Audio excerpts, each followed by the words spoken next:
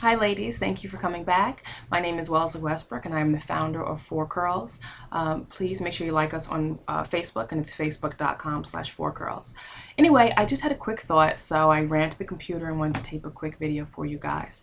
Before I begin, please note that I realize I have a horrible glare on my glasses, a god-awful glare, and I don't know what to do, but I will work on it so my next video is not as bad.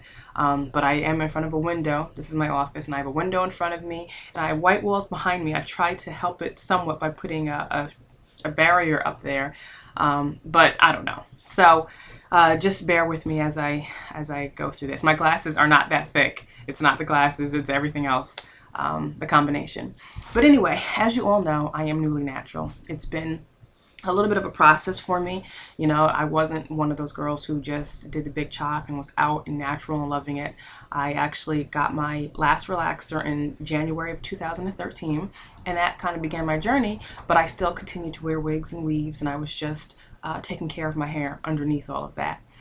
But as I've stated before, my daughters have been my main reason for actually kind of examining my motives as to why I was relaxing my hair and wearing wigs and weaves. Most black women, not most, but I'd say many black women don't even realize the motives as to why they're wearing wigs and weaves. I don't think they do, because it's not just for ease and simple maintenance and quickness, because those are the things that I would say. And I believed it at the time. I felt those were the reasons why I was wearing a wig. And nothing is wrong with a wig in itself. There's nothing wrong with coloring your hair, cutting your hair. It's your hair. You should be able to do whatever you want with it. But I think it's important to examine why it is that you're doing those things, to really examine it.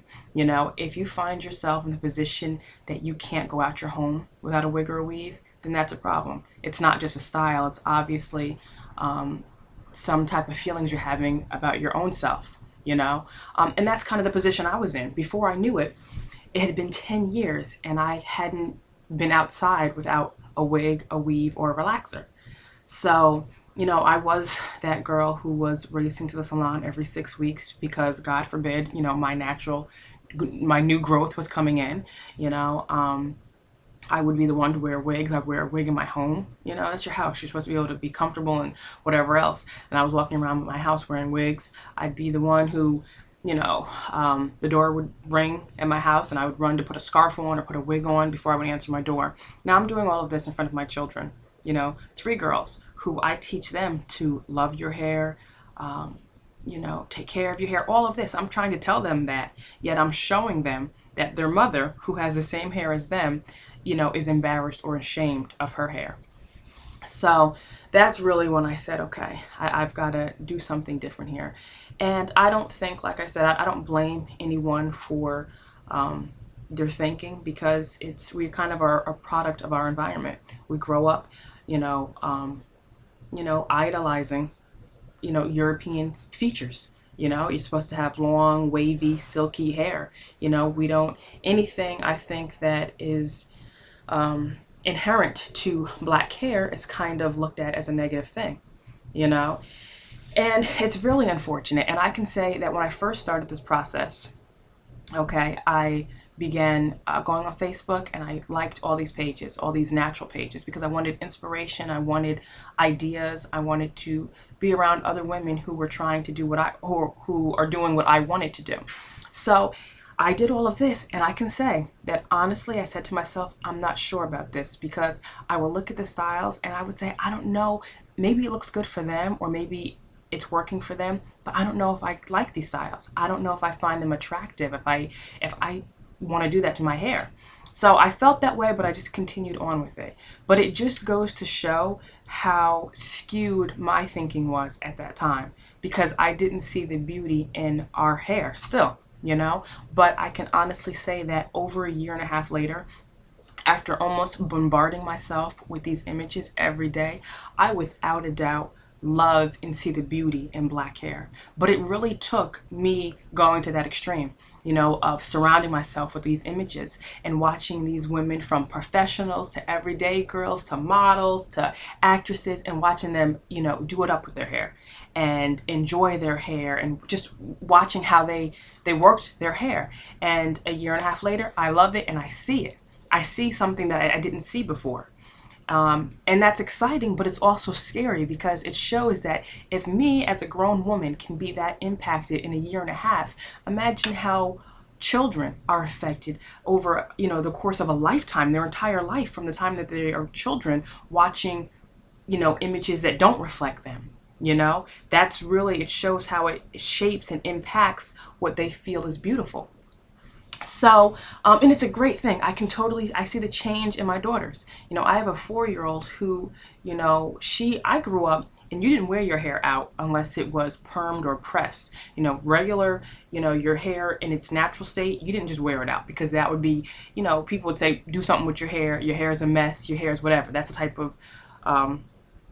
type of wording that we give to our young children, And now with my children, I let them, they wear their hair out all the time. I teach them to love their hair. My 4-year-old, she tells me she wants her hair. Oh, Mom, I want to wear an afro today. I want twists today. And it makes me so proud because I see the change in her. Because fast forward, or rewind a year ago, and my eldest was constantly wanting to straighten her hair, but can I fault her? No. I mean, look what her mother was doing. Look at, she lives in a white town. She goes to a predominantly white school. Can I fault her for having those beliefs? No. But me, to kind of combat that, I have to go to the other extreme. I have had to go out and, I sought out black magazines, because all the magazines she had, of course, were, the little teen magazines. They didn't feature girls that looked like her. I had to go out and do that. You had to go out and buy the black dolls. It seems like we're being overly, pro-black, but it's not. What we're trying to do is make up for the lack of us in their everyday life. So we have to do that. And that's how they begin to appreciate and love who they are. And honestly, I don't get it. I'm like, I don't understand how we were duped all this time. Duped into thinking we weren't good enough and our hair wasn't good enough and our black features weren't good enough, because, out of all of the, there's different groups of women, everyone is different, but our hair is so different and we can do so many things. I mean, other people, their hairs may be different, but they're similar, but us, I mean, we have things that people can't even duplicate with their hair, and I wish I could I don't even know, I haven't done many videos, but maybe I can just post up some pictures, but just from things like afros to twists to coils to the roll, tuck, and pins. I mean, we just have so many options, and I'm just, I almost feel like a fool for all this time. We have been thinking we weren't good enough, and in hindsight, we had it all. And for me, I was never really, I didn't like bone straight hair. I'm the kind of girl, I always loved the kind of wigs or weaves I would wear were big and fluffy, and I liked volume to mine.